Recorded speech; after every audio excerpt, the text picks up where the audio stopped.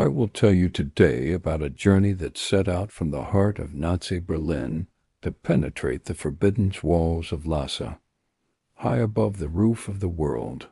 About scientists who wore military uniforms and searched in the mountains of the Himalayas for the legends of a lost race.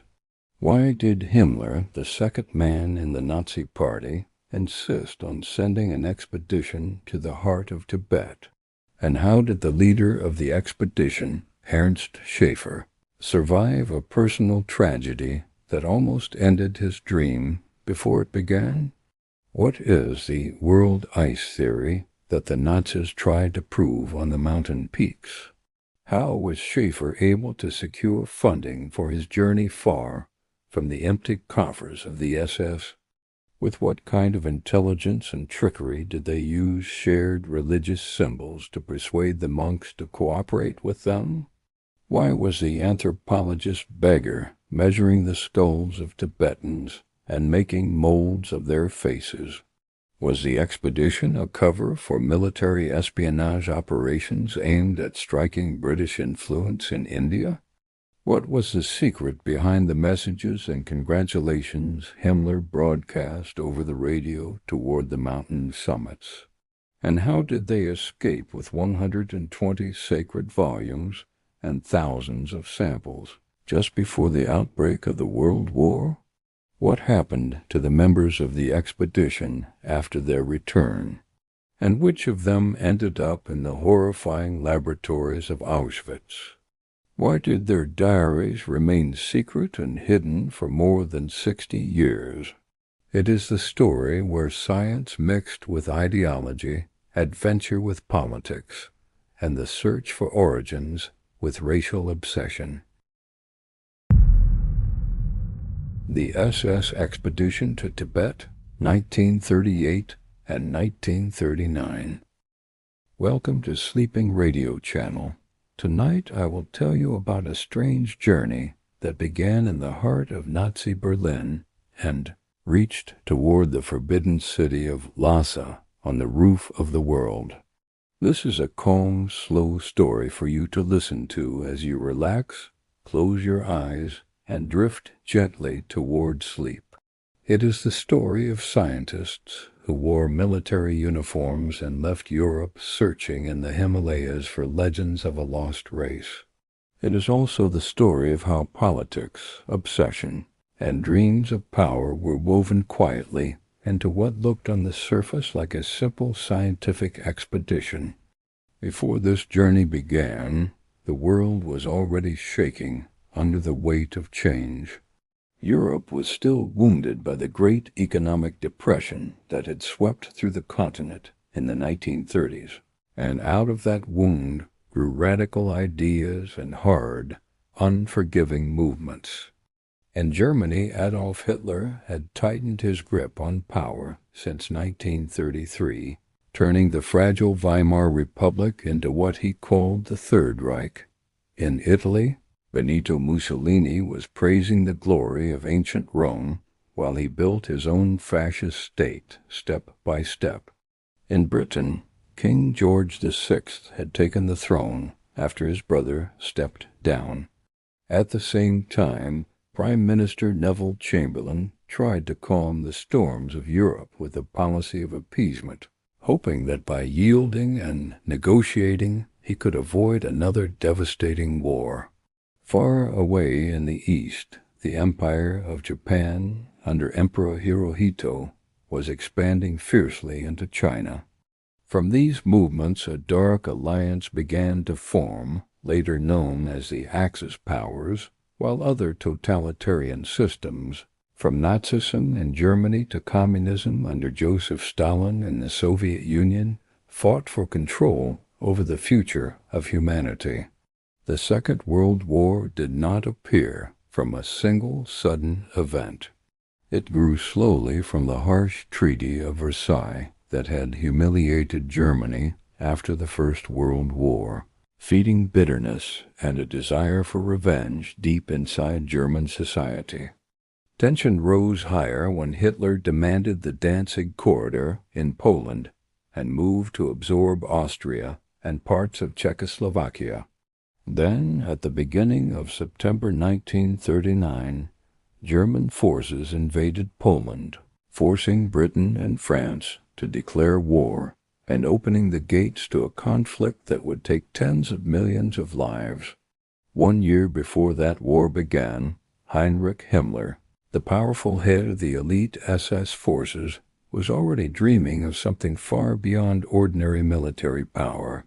He was fascinated by old legends, strange philosophies, and what we would now call pseudoscience, and he created an organization called the NRB, dedicated to searching for the ancient heritage of the Germanic ancestors. Himmler believed that the so-called Aryan race had not begun in Germany at all. In his mind, it was the descendant of a superior people who had either come from a lost land like Atlantis or survived some ancient catastrophe by fleeing to the high, remote mountains of Tibet.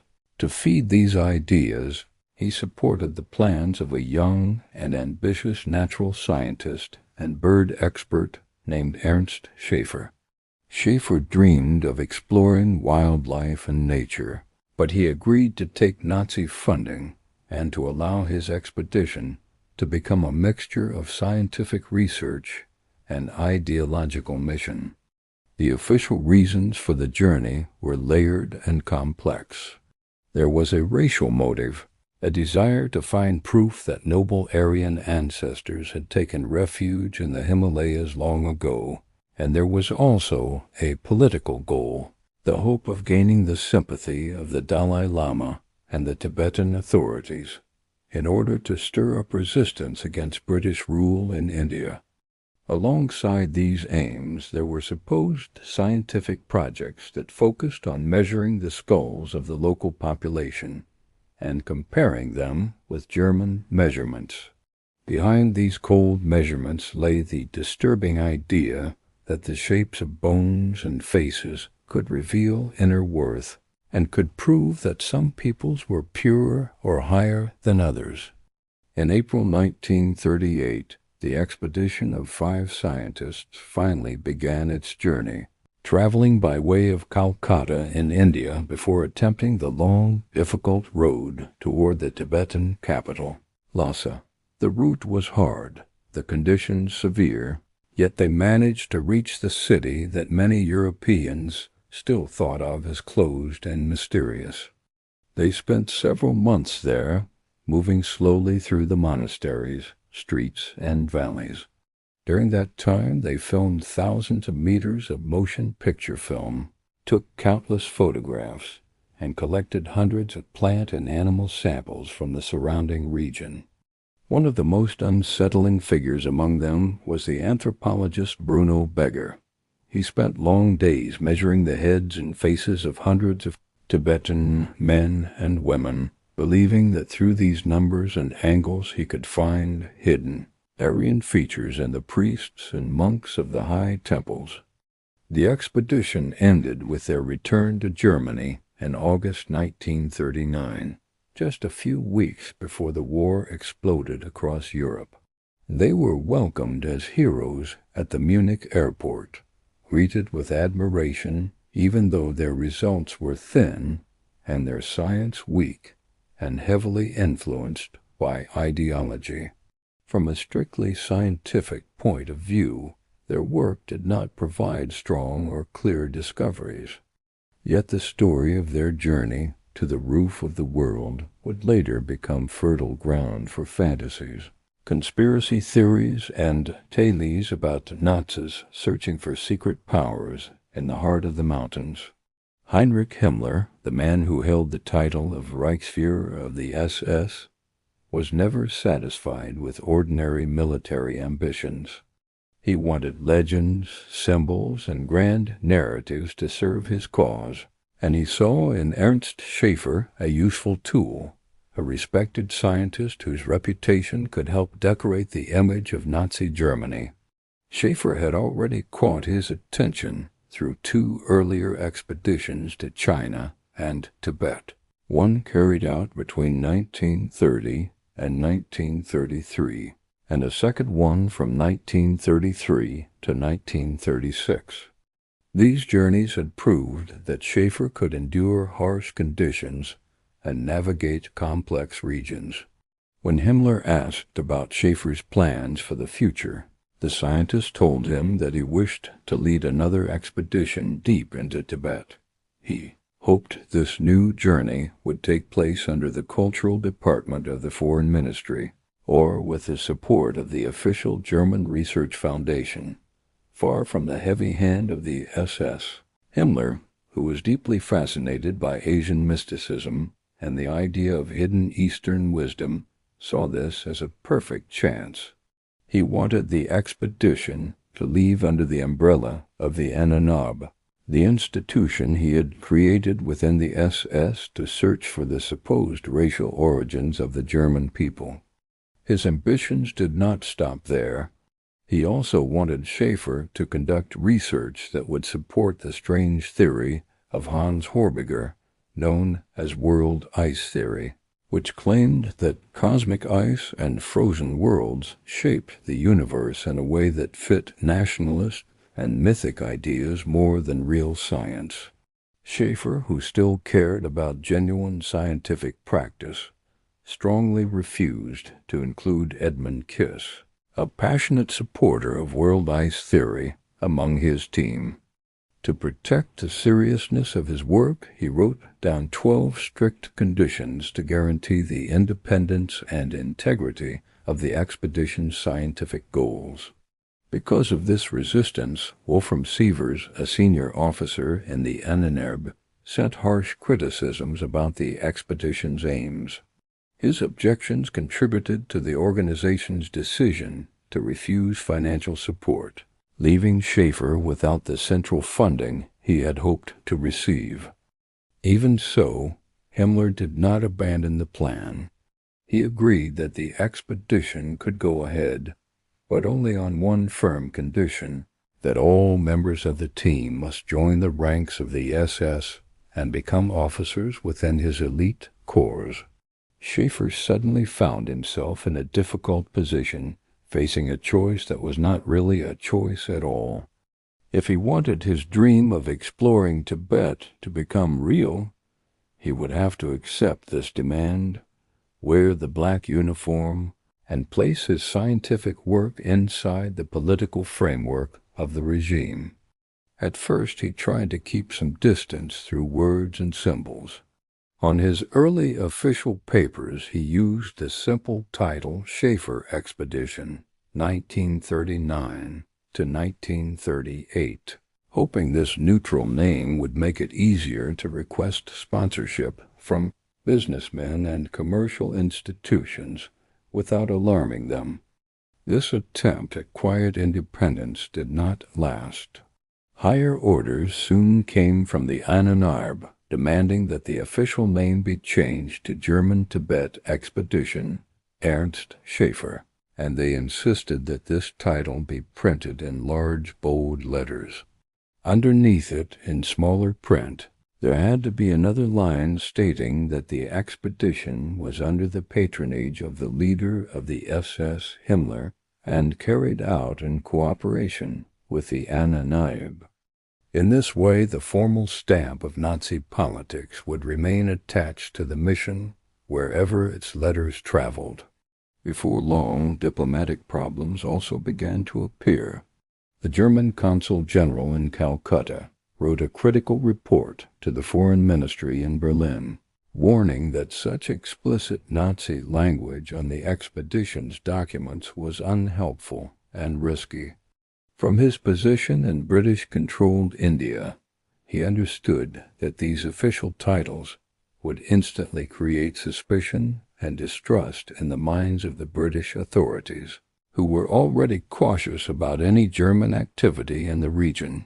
For him, the loud ideological labels were like bright flags announcing the presence of political agents. To avoid any direct clash that might block the journey entirely, Schäfer was forced to request new, more discreet stationery. He had cards and letterheads printed in a simple Antiqua typeface, carrying only the phrase German Tibet Expedition Ernst Schäfer, with no mention of Himmler or the Ahnenerbe at all. In practice, during the expedition itself, he mostly used his private paper, or this simplified version. The more aggressive Nazi formulas were largely confined to the preparation phase inside Germany, before the team actually left the country and stepped into British-controlled territory. Yet, as the British writer Christopher Hall reminds us, these small maneuvers with paper and printing did not mean that Schäfer was truly independent from SS power. From a practical point of view, the expedition remained under Himmler's direct guardianship, and Schäfer had no real wish to lose that political and military backing. Without that protection, he would never have been able to reach the remote places he wanted to explore. The SS name, however dark, opened doors and cleared obstacles that would have stopped an ordinary civilian team. The Nazi character of the expedition was also clear in the way the German press and academic journals described it at the time. Many newspapers simply called it the SS Expedition to Tibet, not only because Himmler was its patron, but because all 5 members of the team officially held SS officer rank. Even Schäfer himself sometimes used the title SS Expedition to Tibet in articles he published later in the magazine Atlantis. After the war, American military intelligence reports also used the same description when they analyzed the mission in 1946. In the archives of the Hoover Institution at Stanford University, there is a file that gathers the documents related to this journey. That file still carries the label SS Expedition to Tibet 1939, a reminder of how deeply the mission was connected to the structures of the regime. Modern researchers have not forgotten this link. Scholars and authors in the 21st century such as Mechthild Rossler, Susan Heim, and Peter Levenda continue to refer to the expedition by this name to underline the strong bond between exploration, ideology, and political ambition in Nazi Germany. The choice of the team members was not left to chance. It followed precise criteria that combined scientific skill with absolute ideological loyalty to the Third Reich, resulting in a small group that was both academically trained and tightly tied to the SS. The leader, Ernst Schäfer, was a young zoologist and ornithologist, only 26 years old at the time. He carried the rank of Hauptsturmführer, roughly equivalent to captain, and was responsible not only for directing the expedition but also for its biological studies and for collecting rare animal specimens. He was known for his physical endurance and his ability to function in harsh climates and rugged terrain. These qualities, along with his previous experience, made him the ideal figurehead for a mission that would cross mountain passes and high plateaus where the air itself seemed thin and distant. The second key figure was Bruno Beger, the anthropologist who is often seen as the most disturbing member from an ethical point of view. He held the rank of Obersturmführer and specialized in racial anthropology, a field that had been twisted in Nazi hands into a tool for dividing humanity into higher and lower groups. His main task on the expedition was to study what he believed to be the Aryan lineage among the people of Tibet. To do this, he carried medical instruments and plaster molds, carefully measuring the bodies and faces of hundreds of local men and women, and taking casts of their features in order to claim that they shared physical traits with German elites. The third member was Ernst Krause, the official photographer and botanist of the team, who was 39 years old, a relatively advanced age for such demanding travel. His skill with cameras and film made him indispensable, and he documented almost every stage of the expedition. Krause captured detailed images of monasteries, religious ceremonies, and daily life in Tibetan settlements. He also filmed documentary reels that were later used in Germany to glorify the mission, and he collected and classified many species of high-altitude plants. The fourth scientist was Karl Wienert, a geophysicist and meteorological expert. His duty was to study the climate, weather patterns, and exact altitudes in the regions they crossed, using instruments to map the conditions of the air, the magnetic field, and the mountainous landscape. His data had a clear scientific value, helping to build a more accurate picture of how high elevations affect breathing and blood circulation. At the same time, these measurements were of interest to the SS for possible military and medical applications, such as training soldiers to operate in high mountain environments. The fifth member was Edmund Geer, the logistics officer and technical organizer of the expedition. He handled the practical side of the journey, arranging supplies, caravans of horses and mules, and managing the local porters who helped carry equipment through rough and narrow paths. Geer was responsible for protecting the delicate scientific instruments during weeks of travel over uneven ground. Without his work behind the scenes, the cameras, measuring tools, and preserved samples could easily have been damaged or lost before they ever reached Lhasa.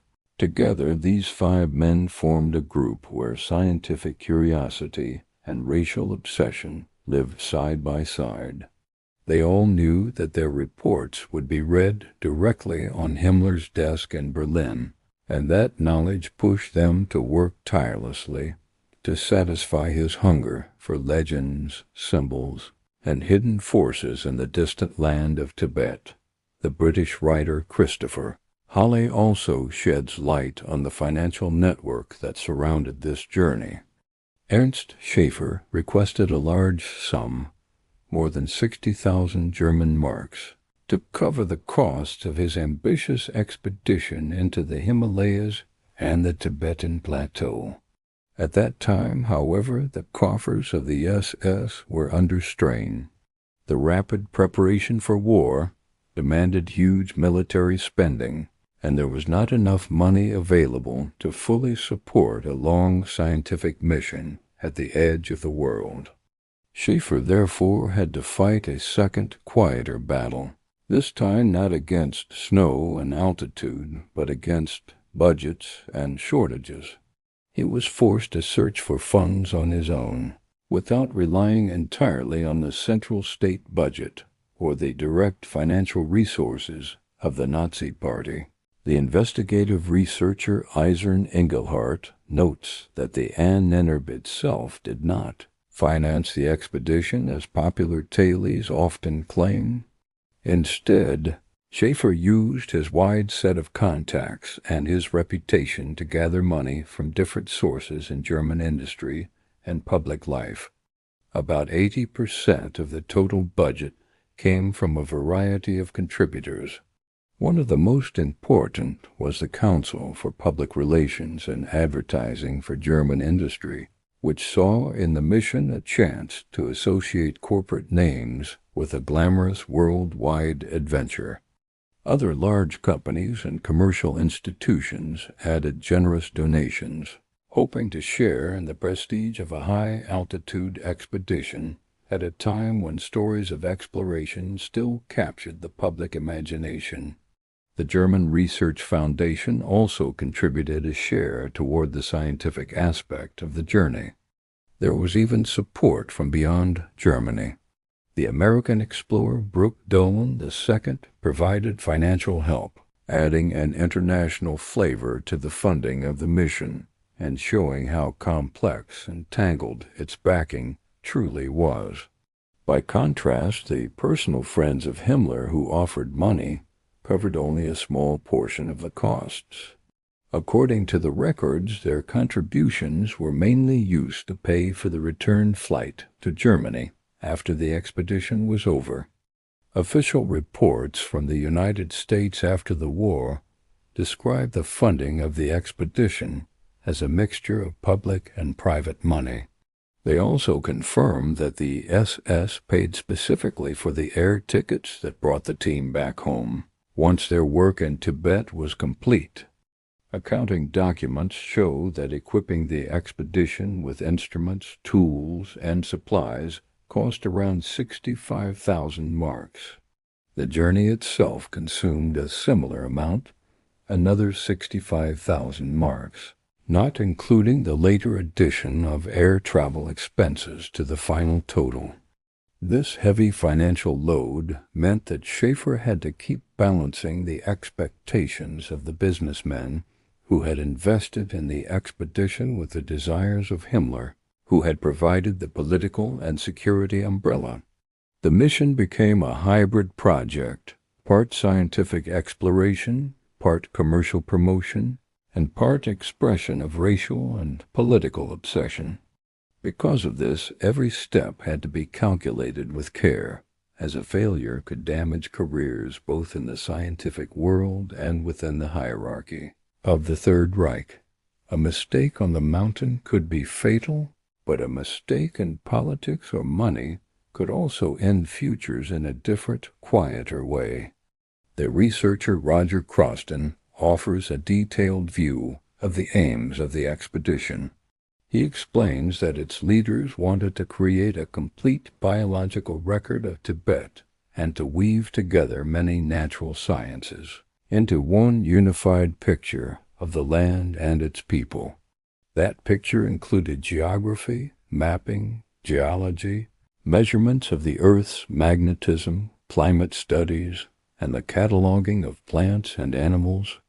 It also extended to the human population, whose bodies and features were treated as data for a grand, if deeply troubling, racial analysis.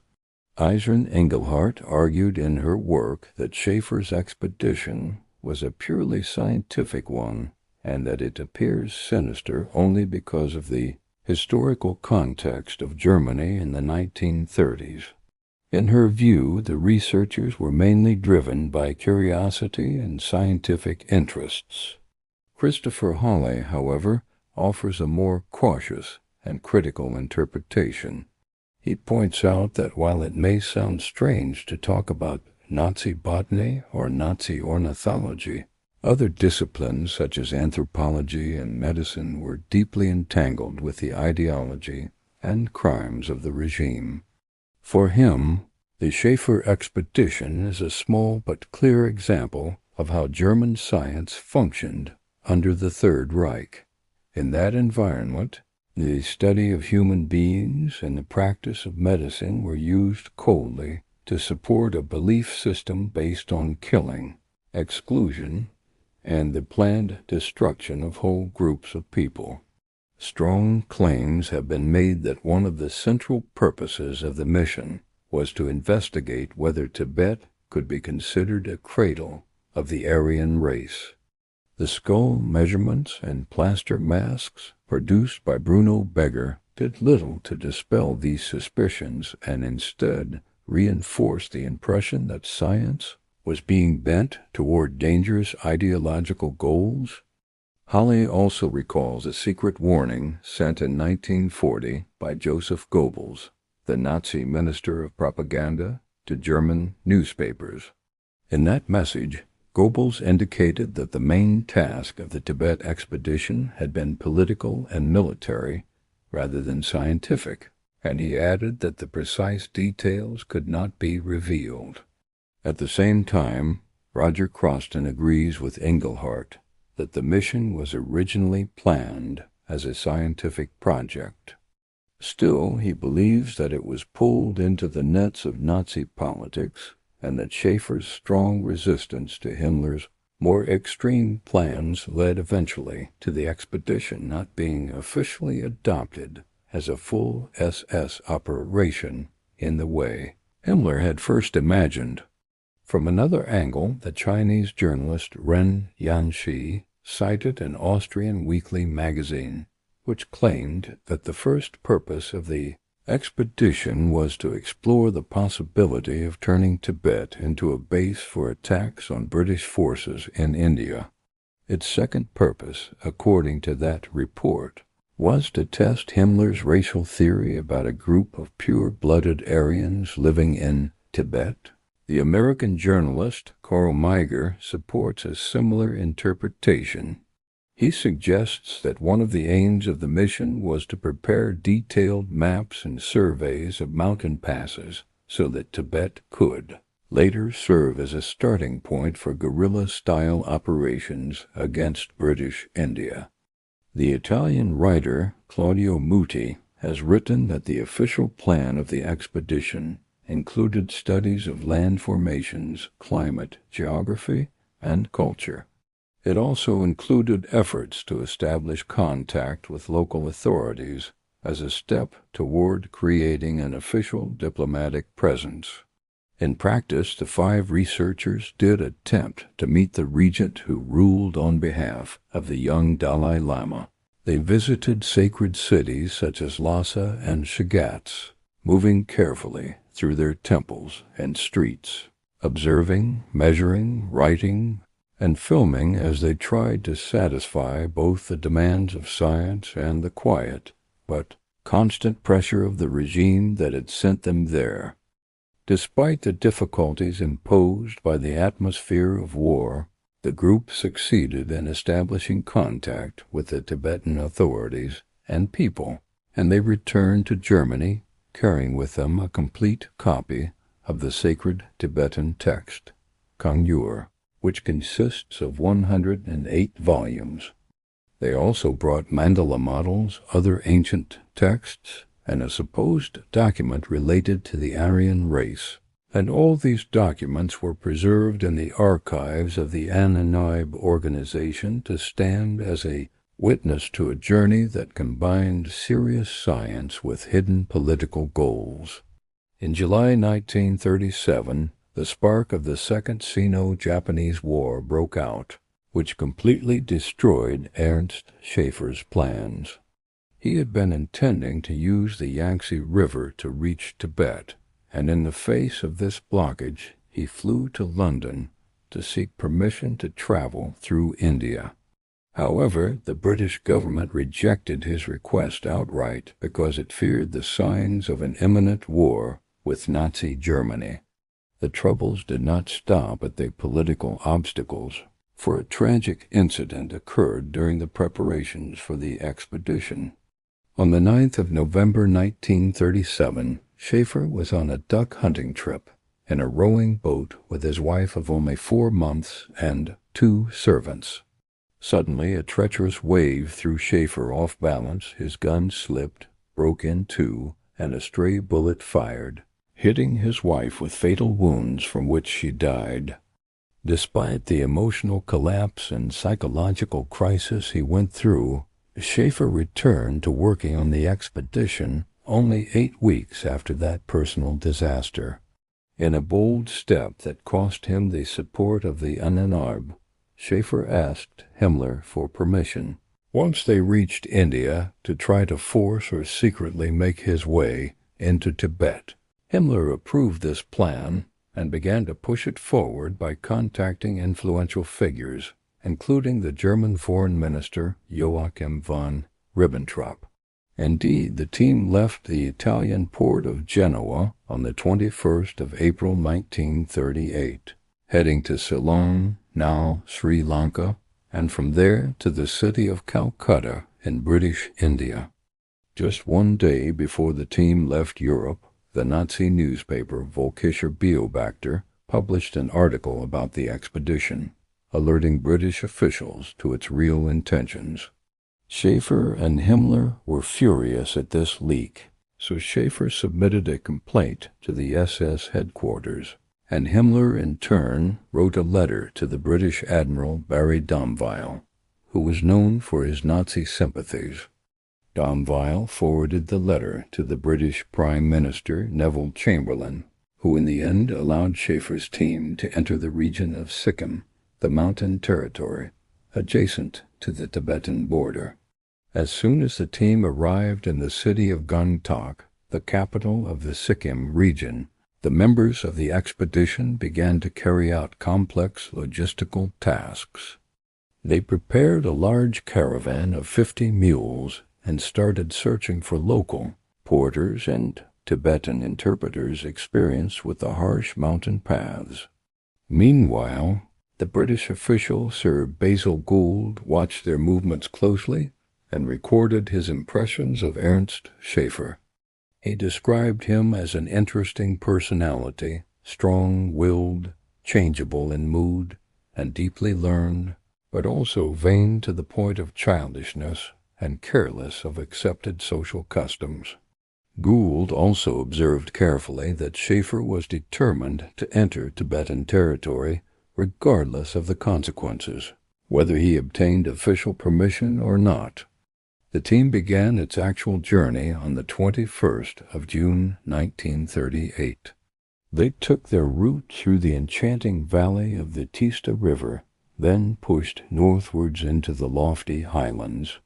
During this march, each member immersed himself in his task. Krause set up light traps at night to capture rare insects, while Wienert roamed the hills to carry out precise geophysical measurements, and Gear busied himself collecting samples of the various bird species. As for Beggar, he offered medical assistance to the local population, not only out of humanity, but also as a way to persuade them to allow him to take measurements of their bodies and skulls in service of his racial theories. In August 1938, the team's camp was visited by a high official called Raja Sering, a member of the royal family in Sikkim who resided in Tibet. Despite Beggar's insistent desire to measure the dimensions of the head of this noble guest, the Tibetan porters prevented him and advised him to wait for Schäfer's return from a hunting trip, so that Schäfer himself could meet the official and present valuable gifts carried on pack mules to gain his goodwill.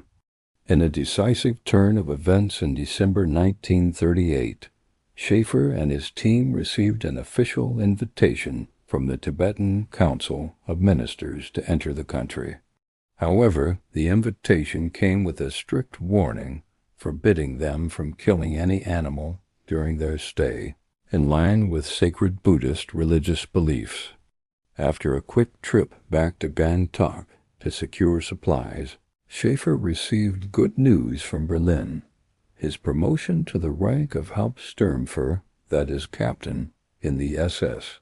The rest of the team members were also promoted to the rank of Obersturmführer, that is, first lieutenant, which gave them a strong moral boost to continue their mission while feeling the appreciation of the Nazi leadership for their efforts at the ends of the earth. During the exhausting journey toward the high Tibetan plateau, the anthropologist Bruno Beggar began carrying out his disturbing mission. He started making plaster casts of the faces of local inhabitants, including his own personal servant, a Sherpa man from Nepal named Pasang. During the first casting, some of the plaster mixture seeped into one of Pasang's nostrils, causing him great panic and making him struggle, which led to the mask being torn. Fearing damage to the expedition's reputation, Schäfer threatened to dismiss all the porters who had witnessed the incident if they uttered a single word about what had happened. Despite these harsh measures, most Tibetans remained friendly and cheerful, and film and photo footage still shows Tibetans laughing and smiling as they submit to measurements of their facial features and skull dimensions. On the 19th of January 1939, the team finally reached Lhasa, the spiritual and political capital of Tibet. There, Schäfer paid his respects to the Tibetan ministers and to a prominent nobleman, and he did not stop at that, but also distributed small Nazi flags, explaining to them with craftiness the extent of the respect and appreciation that the German people had for this shared symbol. He was referring to the swastika, which is also a sacred symbol in Buddhism. As a result of this diplomacy, his stay in Lhasa was extended, and he was granted full freedom to photograph the region in still images and on film. The team spent a full 2 months in the capital, where they set about gathering a huge amount of information about agriculture, culture, and the ancient Tibetan religious ceremonies. Since the arrival of the expedition had been announced in advance, its members, according to the testimony of Bruno Beger, were welcomed everywhere they went in Tibet. They were given all the facilities and needs necessary for their journey and stay. In Lhasa itself, the team managed to establish strong ties with government officials and notable figures in Tibetan society. Schäfer had the opportunity to meet the regent of the Tibetan throne, Redding Rinpoche, on several formal and private occasions. In one of these meetings, the regent surprised him with a direct and sensitive question about whether his country, Germany, had the desire to sell weapons and military equipment to Tibet. This revealed the existence of mutual political interests that went beyond mere scientific research into races or the collection of rare birds and plants. In March 1939, the expedition departed the fortified city of Lhasa, heading toward Jans. There they were accompanied by a high Tibetan official to guarantee the safety of the members and facilitate their passage. During this journey, Schäfer and his companions did not miss the chance for historical exploration, examining the ruins of the abandoned ancient capital, Gelung Pidrang, whose walls still stand as a witness to bygone ages. By April, the team reached the city of Shigatse, seat of the spiritual emperors known as the Panchen Lamas. The inhabitants received them with great warmth, and thousands came out to welcome them in a majestic scene that reflected the curiosity of the mountain people toward these strange newcomers. In the final interrogation report prepared by American intelligence in 1946, Schäfer claimed that he had met with the regent of Shigatse, who supported Germany. This claim stirred historical controversy, as the 9th Panchen Lama had died in 1937, while the 10th Panchen Lama did not assume his position until 1951. In May, the expedition returned to Jans. There a round of difficult negotiations began with local British officials to arrange the return journey toward India and to secure the transport of all the large quantities of equipment and valuable scientific and archaeological collections that the team had gathered during their suspicious months of residence.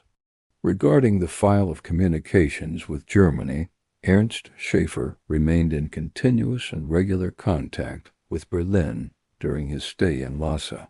He communicated through traditional mail and through the radio set belonging to the Chinese diplomatic mission.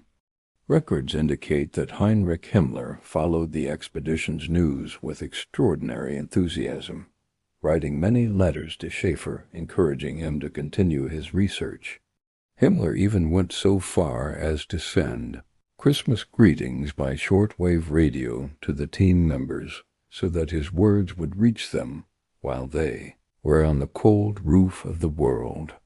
This confirms that the journey was not just a geographical project, but a personal concern for the SS leader, who sought his own glory in the depths of Tibetan legends. With tireless zeal, the German team members worked to collect everything they could lay their hands on in that untouched land. They brought back thousands of artifacts and huge numbers of plants and animals, including living specimens. The shipments sent to Berlin included 3 different breeds of Tibetan dogs, rare species of cats, wolves, badgers, and foxes, in addition to the skins of hundreds of colorful birds. The collection was not limited to animals. The botanists gathered vast quantities of seeds, especially hundreds of varieties of barley, wheat, and oats. These seeds were later stored at the SS Institute for Plant Genetics in Lannach, near the Austrian city of Graz, a research center run by the Nazi botanist Heinz Brücker. Brücker placed great hopes on using the Tibetan collection, alongside the holdings of the Vavilov Institute in the Eastern Territories, to develop crops able to withstand the harsh climate of Eastern Europe. This was part of the Nazi plan to expand what they called the living space for the Aryan race and to achieve complete food self-sufficiency. In another branch of scientific research, Wienert recorded 4 sets of geomagnetic data, while Krauss devoted himself to the study of Tibetan wasp species. Ernst Schäfer carefully observed the religious rituals, including the sky burial ceremonies in which the bodies of the dead are offered to scavenging birds, and he even went so far as to purchase real human skulls. The researchers documented the culture of the region with thousands of photographs and films, especially the astonishing New Year celebrations that drew tens of thousands of pilgrims to Lhasa. Bruno Beger recorded the measurements of 376 people and took casts of the heads, faces, hands, and ears of 17 others, in addition to fingerprints and palm prints for about 350 individuals. To facilitate this process, Beger played the role of doctor to gain the trust of the nobility, distributing medicines and treating monks, even for sexually transmitted diseases, so that he could collect his racial data. The expedition's research also covered deep ethnographic aspects. They documented religious practices, festivals, social hierarchy, and daily life. In this context, the occult writer Peter Levenda claims that Schäfer wrote long notes about sexual customs in Tibet, including homosexual relations inside monasteries, and alleged that these practices played a role in Tibetan political life at the time. In the end, after collecting this enormous amount of information, Schäfer presented the results of his journey on the 25th of July 1939 before the Himalayan Club in Calcutta, shortly before the curtain fell on this expedition with the outbreak of the war that changed the face of the world. After receiving a disturbing letter from his father telling him that the signs of war were beating on Europe's doors and urging him to return quickly to the homeland, Schäfer made his final decision to end the expedition. Before leaving, he obtained 2 official letters of recommendation, one addressed to the Nazi leader Adolf Hitler and the other to the SS chief, Himmler. In August 1939, Schäfer and his companions left Lhasa carrying special gifts for Hitler. They consisted of the robe of a Tibetan lama and a rare hunting dog, in addition to a copy of the sacred Tibetan book Kangyur in 120 volumes. The team headed south to Calcutta, where they boarded a flying boat from the mouth of the Hooghly River to begin the long journey home. The researcher Engelhardt describes the return journey as fraught with danger. They left Calcutta on a British flying boat bound for Baghdad. A sudden technical malfunction in the engine forced them to make an emergency landing in the waters of Karachi. In Baghdad, luck smiled on them. They managed to continue their journey to Athens aboard a German Junkers 52 aircraft. Ironically, they learned only hours later that the British flying boat they had been on had sunk off the coast of Alexandria. In Athens, another surprise awaited them.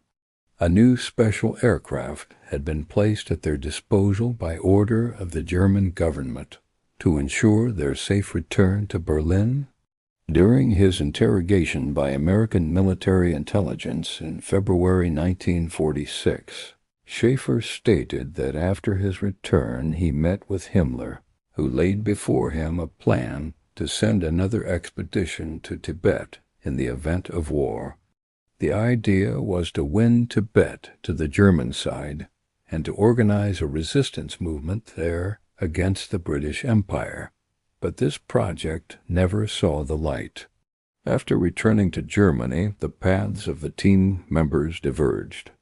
Wienert, Krause, and Gehr returned to their civilian lives and disappeared from the public scene. As for Bruno Beger, he continued his dark activity, working with August Hirt at the Reich University in Strasbourg.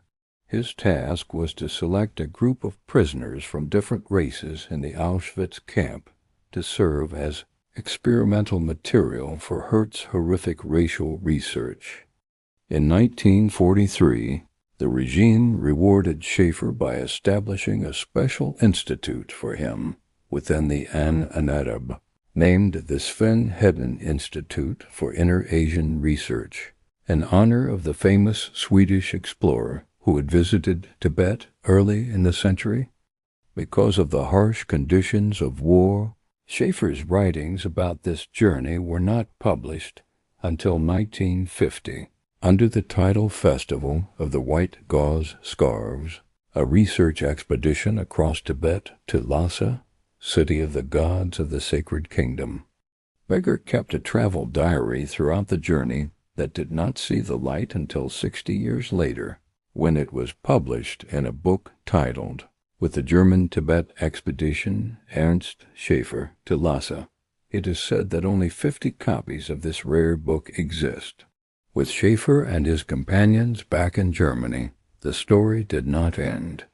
Darker chapters began to surround the fate of the treasures collected from the high mountains. This journey had been one of the last threads of peace before Europe burned in the fires of the Second World War. Although the expedition returned with thousands of samples and sacred texts, it left behind a heavy legacy of doubts and historical questions. Was Schäfer an ambitious scientist who used politics to fund his passion, or was he an officer carrying out a racial agenda for Himmler's benefit? The members of the expedition passed away, and their records remained as witnesses to an age in which even science did not escape the claws of ideology. Now, what is your opinion of the SS expedition to Tibet? Was it a truly scientific and exploratory mission, or merely a cover for military aims and Nazi superstitions? Write your thoughts in the comments, and do not forget to subscribe to the channel and like the video, and thank you for watching.